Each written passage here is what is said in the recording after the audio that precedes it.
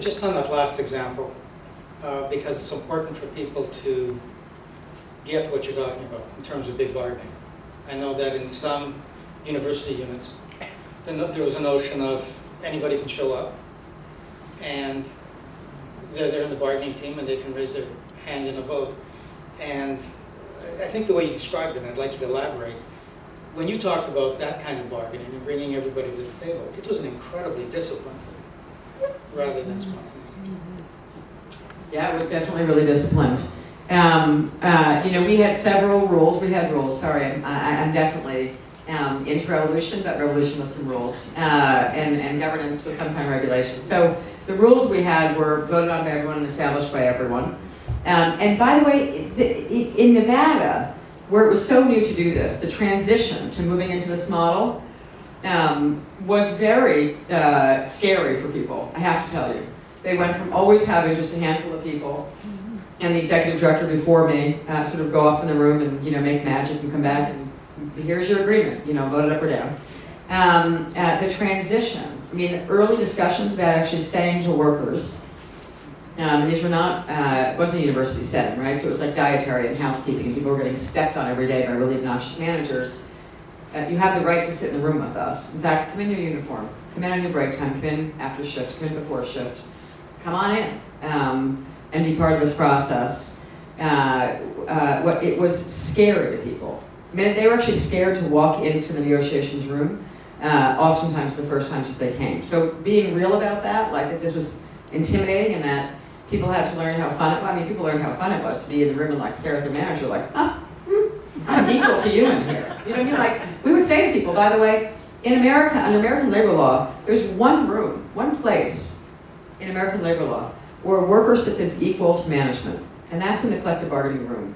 And our philosophy was, if that's the one place where you sit as legal equals to someone who oppresses you every day, you better pull a chair up. And people loved it once we started doing it, right? So, but we had rules of the room, and there were three core ones, which every worker knew, and it was worker self-discipline. So the first workers who were involved in the very first big bargaining we did, then taught the next group of workers the rule, and so on and so on. It really worked that way. And it was seen as authority with responsibility. And I think that authority and responsibility often go hand in hand, or we should have them go hand in hand. So the responsibility in the room was total silence, if management was in the room, total silence. And poker face, and I made this joke earlier, but because it was really real, it really was easier in Las Vegas to say poker face, because it was Las Vegas. So people really followed the poker face rule. We would practice it, we would test it, we would role play. We would role play the boss being an idiot, and not cracking up in their face and yelling and pointing. We would really practice poker face so that the employer, we wanted the employer to never have any idea what we were thinking, any idea, right? We want them to see our actions when we were ready for it and never know what we were thinking. So poker face was the absolute rule in the room. Never speaking if it wasn't planned was absolutely a rule, ever. If I, as chief negotiator, if it was me in the negotiating room, I wasn't always the negotiator, but if it was me in the negotiating table, lead seat, I was always flanked by, dozens, if not hundreds of workers. I would say actively pass me notes, and boy would people pass notes. I could really concentrate on bargaining most days. It was like, no, don't say that, say this, or say something, but the notes came. And they'd get passed around. I think it unnerved the management guys all the time. Like we could actually, chew gum and talk or whatever at the same time. We could read notes and communicate and bargain contracts. So we also caucused frequently because the rule was, if anything was said at the table that didn't make sense to you, pass the note and call for a caucus. And our rules were, we're going to stop and caucus. So we're very heavy on caucusing, and it made management kind of crazy all the time. I'd say if you asked management's opinion about bargaining with our teams, they would say it made them flipping crazy, and we were very happy about that. Good, get up, leave. No, come back. No, get up and leave now and come back. Like we wanted them to get trained to get up and leave the room when we said to, which happened all the time. So we had a lot of discipline about the process, and the caucus room for us was the number one organizing place. It was where economics education happened, political education happened, union building happened. So we wanted a model of caucuses happening frequently during the bargaining process to explain what was happening, to explain it for new people all the time. It was our most fun, I think, classroom. But so the basic rules were poker face, no speaking out of turn, and we would have workers talk all the time in negotiations, all the time. But it was planned, and planned really well, collectively with the workers. To the point where we would plan in what order. We had all secret games we played where everyone would keep a number in front of them. And the employer had no idea. Like they were never on to how planned our talks were. It looked like Sally was going, and then Paul was going, and really we all had a number passed out, and you flipped your number, because people would forget all the time. Their knees were shaking. Workers were so scared to talk at the bargaining table. That's why we would practice it first, and that's why they had a number to remember. Shit, do I go after George or Paul or Sally? Oh, I'm 4. Got it. You know what I mean? It was like, it was very practiced and super fun, and our caucuses were raucous and crazy. I want to raise a couple of things about Connecticut, because there's some very interesting things that happened in Stamford. One of them was that unions actually cooperated rather than competed in organizing. It sounds silly, but it was incredibly unique. And the other was that a lot of the organizing actually wasn't about workplace issues, but was around housing. How did that happen? What was going on there that you could pull this off? So this was in the earlier stuff covered in the book, and sort of the first opening days of my time in the labor movement, and it really did set the foundation for all the rest of the work in many, many ways, because we learned so much. So the first thing is, in Stamford, Connecticut, Fairfield County, Connecticut, had the highest area median income in the whole United States of America. So it was a place with filthy rich people, the 1% all the way, and then a huge growth in the service sector to service Fortune 500 corporate headquarters and to service a bunch of super rich folks who had nannies and chauffeurs and all that stuff for real all the time. But we weren't mostly organizing them as chauffeurs and nannies, but they were living in this sort of region that really represented a lot of what the elite 1% sort of world looks like now, gated communities and whatnot. So, and 14 Fortune 500 corporations who had made their corporate headquarters in Southern Connecticut. And the area was almost totally non-union. So one reason why I do think it worked, but by the way, this is a target-rich environment for most of America at this point, is because it was low union density. There were almost no unions there. There was very little presence. And as people were beginning to try to form unions, and their asses kicked, frankly. Because it was a non-union turf, there was no Central Labor Council, there was nothing. It was like a tabula rasa.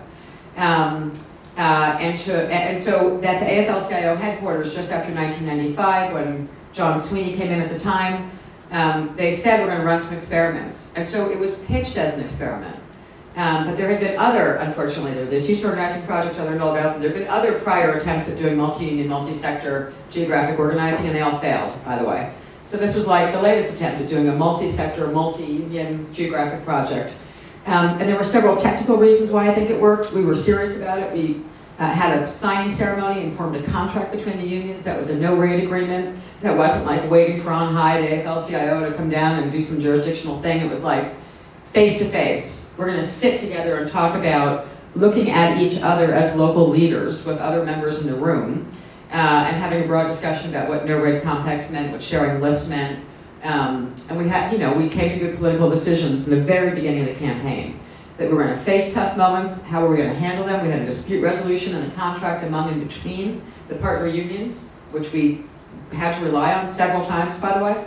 And we also threw a union out of the project at one point, which was considered absolute sacrilege.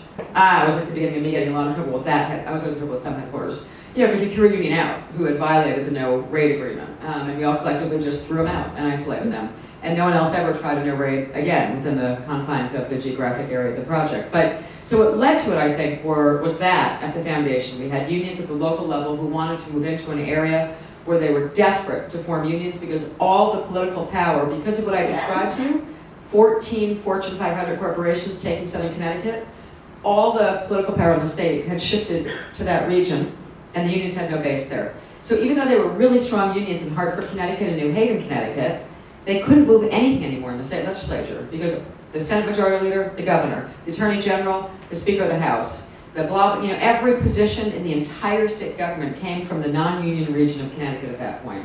So people were desperate to make it work, like desperate to rebuild political power. And desperation, I think, is, it's a good thing sometimes, right? You get the advantage of like desperate moments and like a burning platform to succeed here.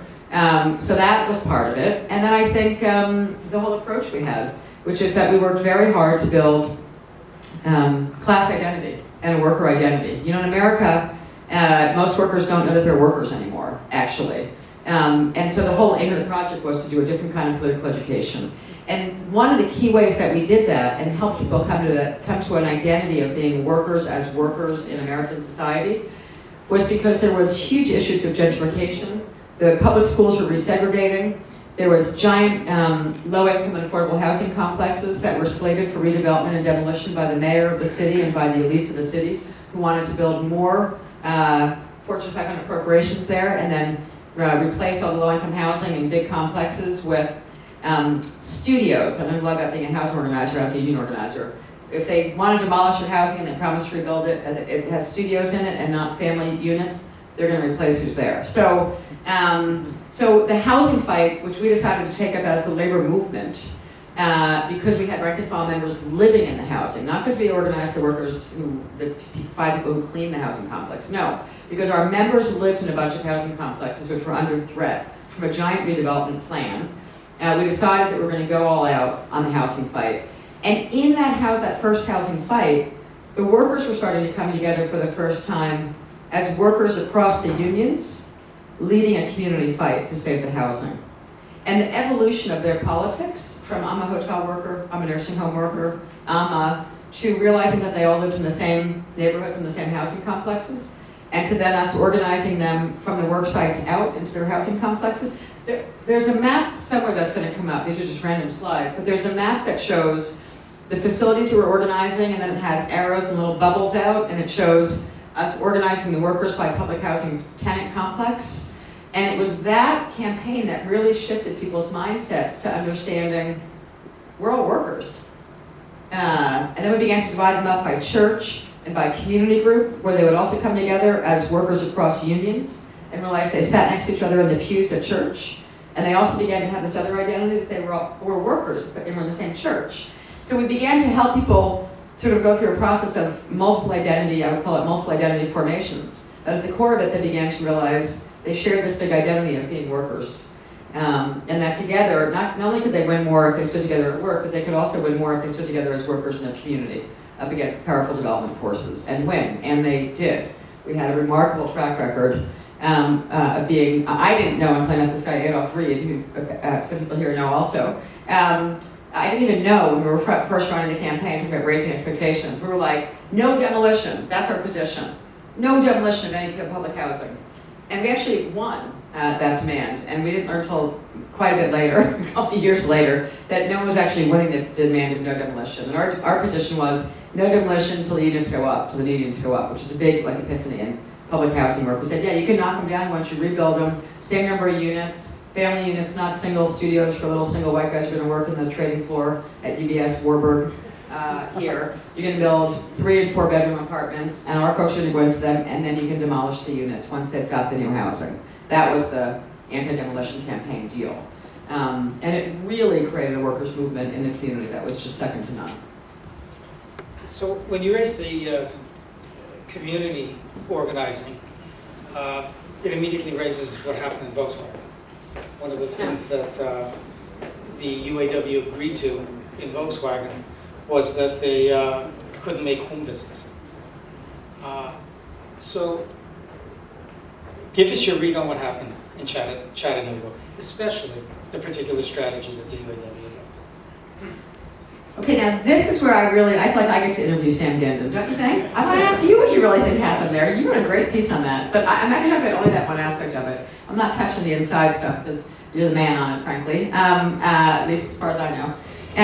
But what is really fascinating in terms of just one level of what went wrong in Chattanooga, Tennessee, in the defeat recently, is that the right wing in the United States, the Anti-Union Committee, inside the Chattanooga UAW plant, ran a massive community campaign and have been quoted in an incredible article, February 22nd, a Reuters news story, where some good reporter, bless the reporter who calls the shit, whatever that line was too in the Shotwell poem, whoever that some really good reporters went into Tennessee a week ago and began to analyze how the right wing ran the campaign. And the article's amazing. And it quotes Grover Norquist, who's among the most evil right-wing, brilliant strategists in America right now, along with Karl Rove. Grover Norquist is definitely one of them. evil and brilliant, which is a bad combination. We like them stupid and evil, but not brilliant and evil. And he is quoted in this newspaper article in several places saying, because we couldn't get inside the plant, we understood that our job was to win over the community against the union. And we campaigned for the wives and the mothers and the sisters to convince the workers to vote the union down. They began to hold what they called community union town hall meetings as early as July last summer. And we're holding community-wide forums to decimate the union.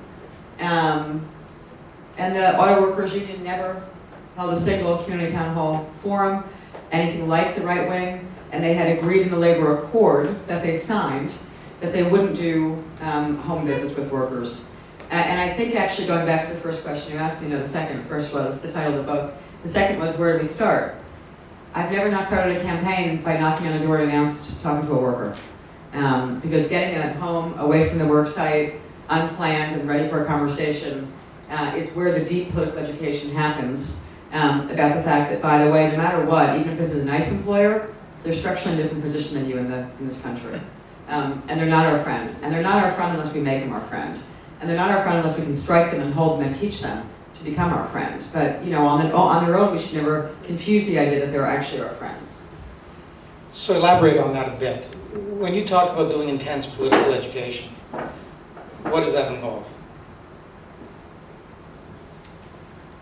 Yes, it starts with people understanding that their self-interest is different than the self-interest of the corporation, one. And two, it starts with really the transition with people in those early conversations from understanding that they can individually solve what they perceive to be, in America often, because it's ingrained into people, that they shouldn't feel badly for the conditions that they're living and working under. There's people are made to feel really badly in America. It's like blame the victim thing that happens all the time, like, you're a piece of crap and you should be, because that's all you are, because that's all you deserve. That's the whole raising expectations thing, right? It's breaking that demoralization cycle. So to me, that still is the most fundamental part of the political education process, and it starts with people understanding that there simply is no way to solve what A, isn't their fault. The conditions they're living in aren't because they're stupid or uneducated or not worthy or anything else, but that there simply is no way to have individual solutions to the million individual problems that workers face. And that the only way that they can make change is by coming to collective solutions and engaging collective power. And that is necessarily a different interest than the interest of a large private sector for-profit healthcare corporation or auto plant or anything else. So I think that's fundamentally the first stage, is people understanding the different positions that institutions and individuals and collectives and individuals hold in society. And where I really think a lot of then the process comes in the fight itself, the step one of the fight, but then it's that big opening bargaining process where we're doing endless, like literally, we would call in the labor economists, we'd call in these fun people in the caucuses and do really radical economics education and political education in the context of the bargaining process, which is why we were basically at the table all the time, because it was the best classroom we had. But it happened a lot in the fight. So I should say one more word about this. The whole model of moving to these labor accords in America, which I also talk a lot about in the book, because I lived in the era of them, the sort of new labor era that's come up since 1995 in the United States, the Sweeney era in the American Federation of Labor, Congress, Industrial Organization, or Labor Federation, and the key service worker unions have all shifted to this model of we're only going to really try to unionize a new place if we've got a big national labor accord in place with this employer. Now, usually they don't get there because of a German union demanding it from Germany. That was what was unusual a little bit. We usually get there because we fight, we do this thing called a corporate campaign, we do a brand attack on the employer, we look for them, something they're doing wrong, we catch them, we shame them, we convince them that it's going to be easier to deal with us, give us an employer accord. The problem with a lot of them is that there's no worker involvement in them. And if the workers aren't involved in the initial fight for how it is they come to form the union, they actually don't understand their power or where their power fits into the model. And in my experience, it becomes very hard to build a powerful worksite union if you've actually had full neutrality, because you've missed the stage of the workers coming to understand that their class interest is different than that of the employer. And you've missed the opportunity, not that we love fights, but we need them sometimes, folks. That's actually how we teach. So you've missed the opportunity to develop people's skill set and have them come to the understanding that there's really different interests in society, and that our side needs a whole lot of people involved acting together in unison with a lot of discipline to take on this other interest called capital.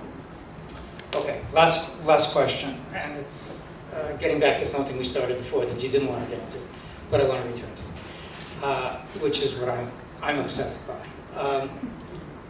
You've made an incredible case, and I think an inspiring case, and raised our expectations about what we can expect from workers, what we should expect from ourselves. But when you look around the US, you could probably name the locals that are actually trying this kind of organizing model. And we have to ask why. And The primary reason, maybe the only reason, no, primary reasons, at least two reasons. One was it was like my debrief to my staff and the members of the union. Honestly, it was a long debrief, the notes in that book. And the other was to tell a story to inspire people that this fight is not over, kids, and that we can actually win. And we have won. And there are places where we're really winning. And I think when we do our organizing work well and disciplined and open and transparent, and where we see actors as the primary agents of change and not a bunch of, paid folks, I think that we can win. Now, the question of doing it outside left or not, I don't know, because on the one hand, in the US, a whole lot of us, myself included, have succeeded. And we weren't part of something called an independent left. And it may be a problem because a lot of us are now not in the SEIU for sake of argument. We're outside of the union. So there's been some purges and there's been some rounds of fights, but we're also not laying down and going away, right? So there's a whole lot of people who have moved into different unions. We're doing charter school organizing with the teachers union. There's a whole bunch of things we're doing, right? We're not just disappearing. We're continuing to struggle, continuing to fight. But I had the blessing of having 3 significant experiences over about 12 years in 3 different markets. And every place that I went to work, we followed the same model, and we developed incredible, what I call mini social movement moments in 3 different states, in 3 different situations with different kinds of workers. So the idea that we can't do it is it's just wrong. We actually can do it. And a lot of us, all the names that you've included who are coming up to Canada, we all do talk in the United States. We may not talk as systematically as we need to, but we are definitely all talking. And we are trying to figure it out. Because what we know from the experiments that we've done where we win, and winning means that we built powerful movements where we've changed standards, changed politics, thrown out city councils, thrown out bad mayors, do that here. We know it works. And then it's also true, few of us were trusteed out of the union, we were thrown out of the union, we were ushered out of the union, So, but again, we didn't, I got pissed off and wrote a book and said, all right, you want to throw me out of the union? Great, here's the book. So we're not like just rolling over and saying bye, we're fighting back.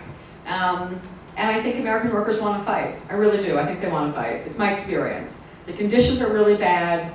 You could see it in the prick of the Occupy stuff, prick meaning the prompt of it, how quickly people responded to it. I think conditions are really bad in the States, and people are really, really hunkering for a fight. And I wrote an article in The Nation a couple of years ago when I was furious about the creation of the Tea Party, the lameness of the labor movement, where I sort of went on maybe on the front page of The Nation, it was like a mini tirade about how lame we were being, and that the white working class was getting crap, everyone was getting crap, everyone was getting crapped on by the big banks and the big crisis starting in 2008. The labor movement, we elected Obama, and we said please, and we went to the White House and had some parties. And the Tea Party developed, right? We weren't providing an avenue or an outlet for working class people in our country to fight. The right wing was providing an avenue for people to get pissed off and fight. It was completely insane. So I think American workers want to have some serious fights, and I think they want their conditions changed. And I think it's incumbent on every leftist in the labor movement and outside of it in our country, and I hope in yours too, to keep fighting harder and harder. We've got models that we can follow that we know are working in the States. And we want to keep showing them off and proselytizing them and moving on and building more of them and trying again until we hopefully take over.